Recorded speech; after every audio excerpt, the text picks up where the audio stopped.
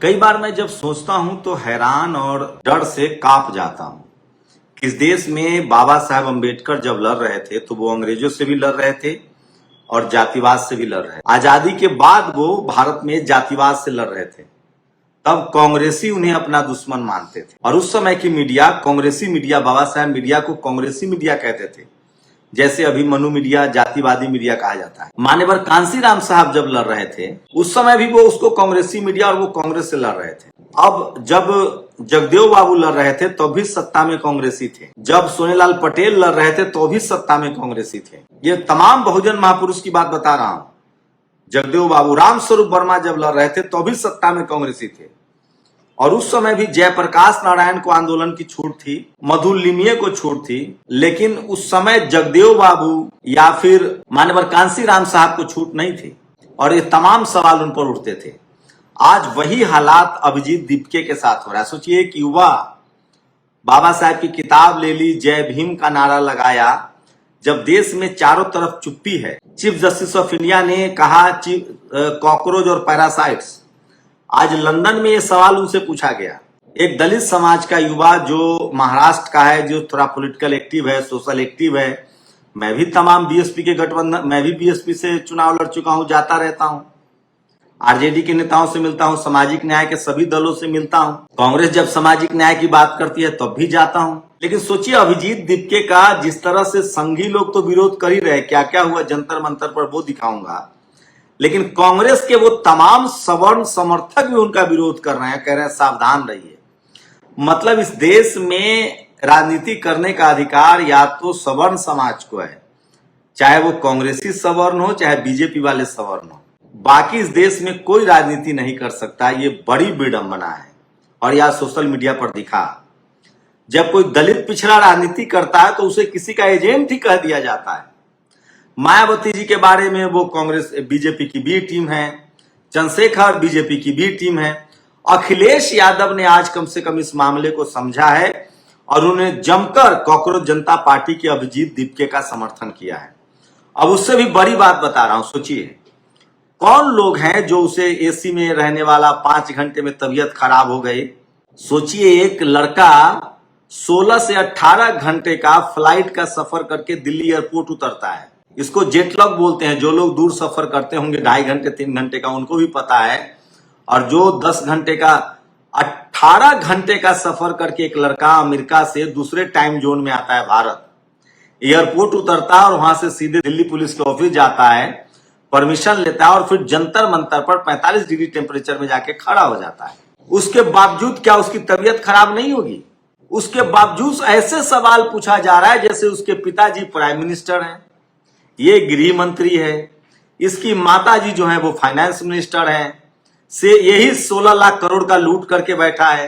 तो एक तो संघी लोगों ने जमकर बवाल काटा वहां उमर खालिद के नाम से, लेकिन तमाम लोग इसे जिस तरह से पोर्ट्रेट कर रहे हैं क्योंकि उसने जय भीम बोला। हो सकता है कि वो नया हो चीजें, हम लोग भी पैदाइशी जय भीम नहीं हुए थे, क्योंकि सामाजिक न्याय, सोशल जस्टिस और जय भीम तभी समझ में आता है जब आप हायर एजुकेशन में जाते हैं। जातिवाद, अंधविश्वास और कर्मकांड तभी समझ में आता है जब आप पढ़ाई लिखाई करके ऊंचे स्तर पे जाते हैं। हम लोग मैट्रिकुलेशन 10+2 ग्रेजुएशन करते करते सोशल जस्टिस नहीं समझ पाते थे उतना, जबकि हम लोग बचपन से रामविलास जी का भाषण सुन के बड़े हुए हैं। हमारे कंस्टिट्यूएंसी में वही चुनाव जीते थे। हम लोग बचपन से लालू प्रसाद यादव का भाषण सुन सुन के बड़े हुए, तो भी सामाजिक न्याय समझ में नहीं आता था। जब तक आईएमसी में नहीं आए, जब तक दिल्ली नहीं आए, मीडिया में नौकरी नहीं की, तब तक जातिवाद का महीन जाल नहीं समझ पाया। मैं इसलिए कह रहा हूं कि जातिवाद तभी समझ में आता है जब आप हायर एजुकेशन में हैं। अगर मैं स्कूल कॉलेज नहीं जाता, अगर मैं सब्जी बेच रहा होता, ठेला चला रहा होता, गटर साफ कर रहा होता, अगर मैं कारपेंटर होता और एजुकेशन नहीं होता तो सामाजिक समझ नहीं आता। जातिवाद के खिलाफ किन लोगों ने लड़ाइयां लड़ी? कबीर साहब ने, बहुत पढ़े लिखे थे। संत शिरोमणि रविदास महाराज ने उस समय के पढ़े लिखे थे। ज्योतिबा फुले पढ़े लिखे थे। Baba Saheb Ambedkar symbol of knowledge. Jagdev Babu जब पटना यूनिवर्सिटी आते हैं उनकी फिल्में आइए देख लीजिए। जननायक कर्पूरी ठाकुर, मान्यवर कांशीराम साहब साइंटिस्ट थे। मायावती जी दिल्ली यूनिवर्सिटी से लॉ ग्रेजुएट भी थी। लालू प्रसाद यादव पटना यूनिवर्सिटी के छात्र नेता रहे। नीतीश कुमार, रामविलास पासवान। आपको क्या लगता है शिक्षा से इसलिए रोका गया था शोषित वंचित समाज को? अरे जब हम शिक्षित हो जाएंगे तो हम तो अपनी लड़ाई लड़ ही लेंगे। जातिवाद और अंधविश्वास और कर्मकांड के खिलाफ आप तभी लड़ सकते हैं जब आप एजुकेशन लेंगे, हायर एजुकेशन में जाएंगे। और पहले जातिवाद के शिकार सब लोग होते थे, अब पढ़ा लिखा लोग होता है।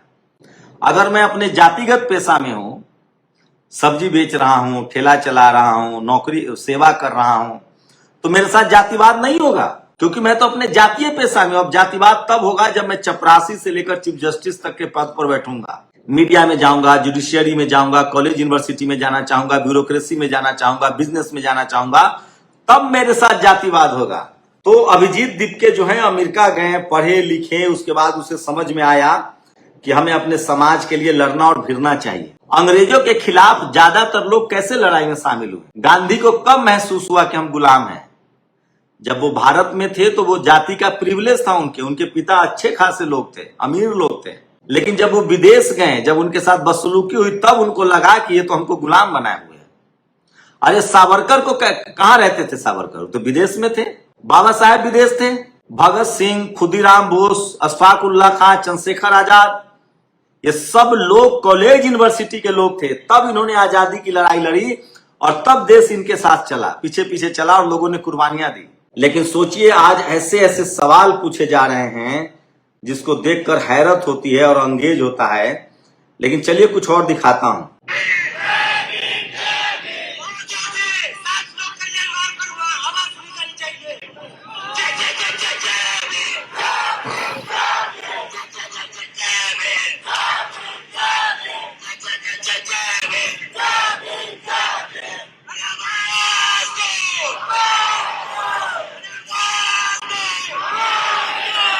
तो सोचिए अभिजीत दीपके के खिलाफ संघी लोगों ने वहां जाके एक से एक टूल किट पहुंचा, खालिद से जोड़ा, उमर खालिद से जोड़ा। क्या उमर खालिद को कोई सजा हो गई है? कोई देशद्रोही है? किसी कोर्ट ने सजा दी है? और अगर लोअर कोर्ट से ही सजा मिल जाए तो सुप्रीम कोर्ट तक सुनवाई होती है। उमर खालिद को कितना बदनाम किया जा रहा है क्योंकि वो मुसलमान है, और दीपिके का इसलिए नफरत किया जा रहा है। सोचिए, ये सुनिए।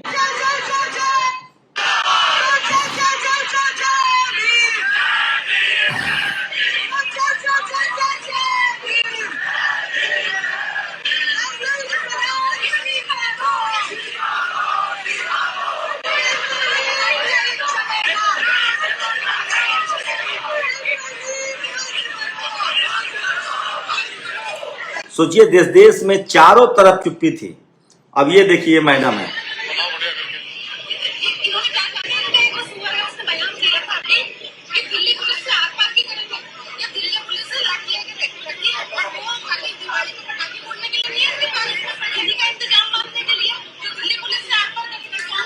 सोचिए ये महिला जो है वो सरेआम वहां जाती हैं, सुअर कहती हैं लोगों को।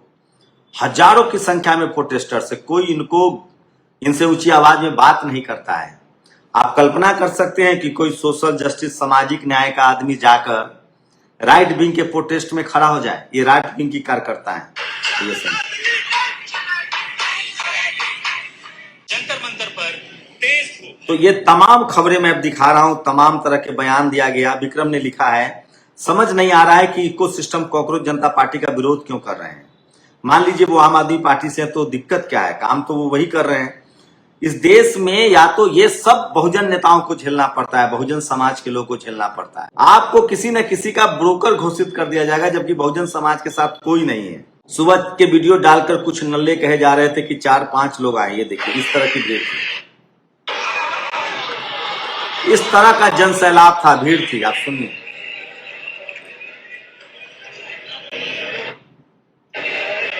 इस तरह की भीड़ थी और तमाम सवाल पूछे गए। कोई बीजेपी का एजेंट कह रहा है, कोई आदमी लंदन इंग्लैंड में पढ़ाई कर रहा है, वो बीजेपी से सवाल पूछ रहा है। उसके वो सोचिए वो 18 घंटे का सफर करके आता है जंतर मंतर पर गर्मी में। वो क्या राहुल गांधी है, लीडर ऑफ अपोजिशन है कि उसके लिए जेट है? वो एमपी है, एमएलए है, विधायक है, सांसद है। इस देश में बहुजन समाज के नेताओं को बदनाम करना बड़ा आसान है। पिछले 10 साल से नफरत की राजनीति करके इस सरकार ने देश को बर्बाद कर दिया। ये सरकार अपने भ्रष्टाचार और नाकामी को धर्म की आड़ में छिपाती है। ये क्या कोई कोई कोई संघी बोलेगा जिसका संघ से कनेक्शन हो? अभिजीत दीपके ने क्या कहा है? उसका पहला बयान है कि 10 साल में धर्म की राजनीति से आपको नौकरी नहीं मिली। धर्म की राजनीति ने सोशल स्ट्रक्चर को कमजोर किया है। क्या ये कोई संघी बोल सकता है? संघ से जुड़ा हुआ आदमी? सोचिए। तो इसी तरह की मैं बात बता रही हूं। देखिए, गोरखपुर में धर्मेंद्र प्रधान का पुतला जलाने पर तो देश भर में इसका असर हुआ। गुरूरमंद हुक्मरानों तक पहुंचे ये आवाज, सुनो दरवाजे पर खटखटा रहे हैं बदलाव। दरारें पड़ गई हैं किलों में, दरक रही बुनियाद, अब नौजवानों ने भी कर दिया है इनकलाब। तो चलिए, कुछ कम से कम ये तो हुआ कि अखिलेश यादव जो है उन्होंने समर्थन किया है और गोदी मीडिया का बड़ा विरोध हुआ है। देखिए,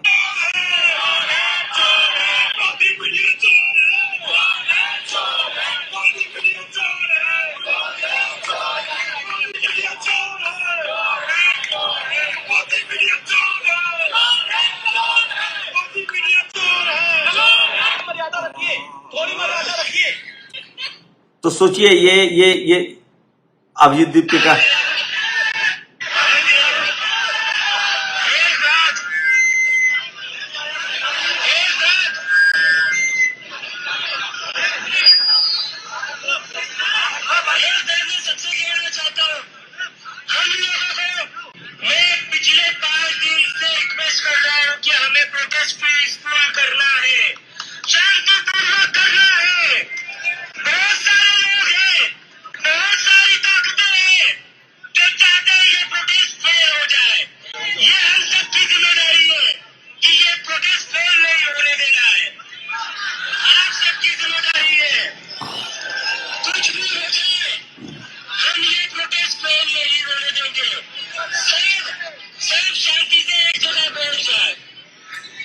सोचिए, सड़क पर ये बहुजन समाज का बेटा उतर रहा है। कांग्रेस में नसुआई का विनोद जाखड़ दलित समाज का प्रोटेस्ट कर रहा है। जनरल कैटेगरी के ज्यादातर आप ममता बनर्जी के सांसद और विधायक को देखिए, जाके बीजेपी में मिल गए। ममता बनर्जी को कोई बी टीम नहीं कहेगा। सबसे कम बीएसपी के नेता बीजेपी में गए हैं, बी टीम। सबसे कम आरजेडी के नेता बीजेपी में गए हैं, बी टीम। उन पर सवाल होगा। आम आदमी पार्टी के सारे सांसद चले गए विधायक, कांग्रेस के जनरल कैटेगरी के विधायक सांसद चले जाते हैं, कांग्रेस के नेता चले जाते हैं, तब उनको बी टीम नहीं कहा जाता है। मैं फिर कह रहा हूं कि इस देश में सामाजिक न्याय, सोशल जस्टिस के लिए सबसे ज्यादा जो लड़ाई है वो दलित पिछड़ा लड़ते हैं, क्योंकि उनके पास और कोई रास्ता नहीं है। लेकिन सोचिए, एक युवा जो लंदन इंग्लैंड में पढ़ रहा था, बोस्टन में, अमेरिका में, वहां से वो 16-18 घंटे का फ्लाइट सफर करके आता है, सीधे जनता से मिलता है। तो इसी से आप समझ सकते हैं और कैसे इसको पोर्ट्रेट किया गया, बदनाम किया गया, आप इसी से समझ सकते हैं, क्योंकि वो बहुजन समाज का है। खैर, धीरे धीरे लोग समझेंगे और इस प्रदर्शन को ध्यान से देखिए। इसमें कोई भी इस तरह का, मैं फिर कह रहा हूं, टीवी अखबार अपनी पूरी विश्वसनीयता खो चुका है और आप इसी से अंदाजा लगा सकते हैं कि बहुजन समाज के लोगों के लिए जिंदगी कितनी मुश्किल होती है, चाहे वो राजनीति में हो, चाहे ब्यूरोक्रेसी में हो, जुडिशियरी में हो, कहीं भी। और ये देखिए, गोदी मीडिया के खिलाफ प्रदर्शन।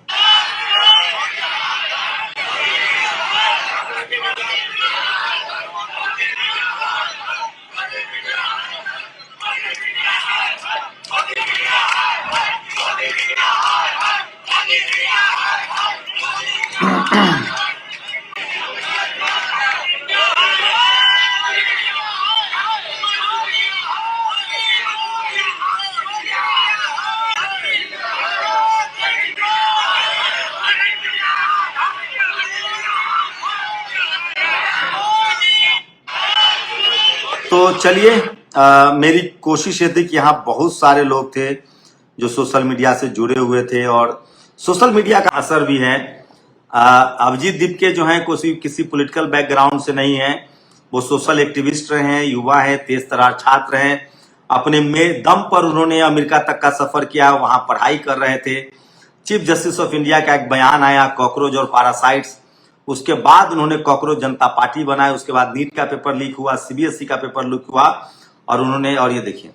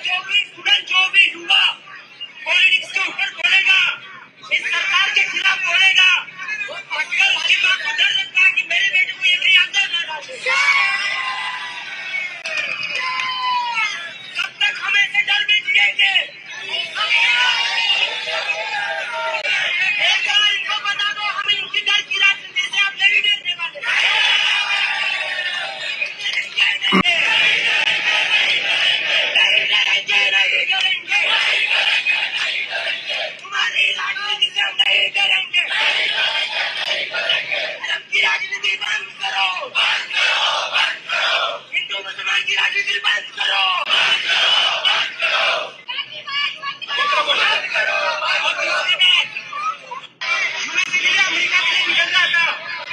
इस भाषण को सुनिए एक बार, सारे विजन इसमें, इसी भाषण में सुनिए इस बात को। बड़ा मार्मिक भाषण है ये।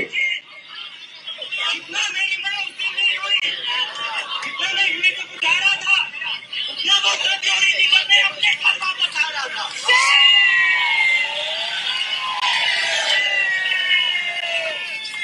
पिछले 2-3 दिन से मेरी माँ और मेरी सिस्टर रो रहे थे कि तू वापस चला जाएगा तो तुझे ये लोग अंदर डाल देंगे। उनको डर था, मुझे अपने घर पर आने से उनको डर लग रहा था। मेरी माँ का अकेले का डर नहीं है।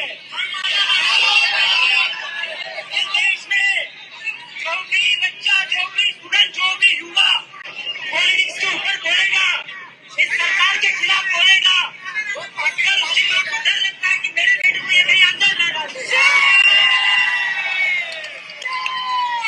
कब तक हम ऐसे डर में जिएंगे? एक बार इनको बता दो, हम इनकी डर की राजनीति से अब नहीं डरने वाले।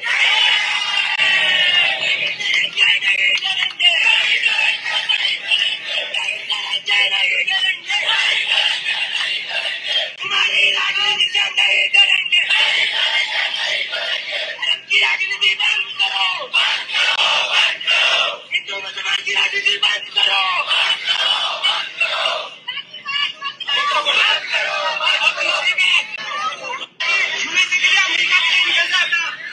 सोचिए, इस भाषण में पूरा मर्म छिपा है इस आंदोलन का।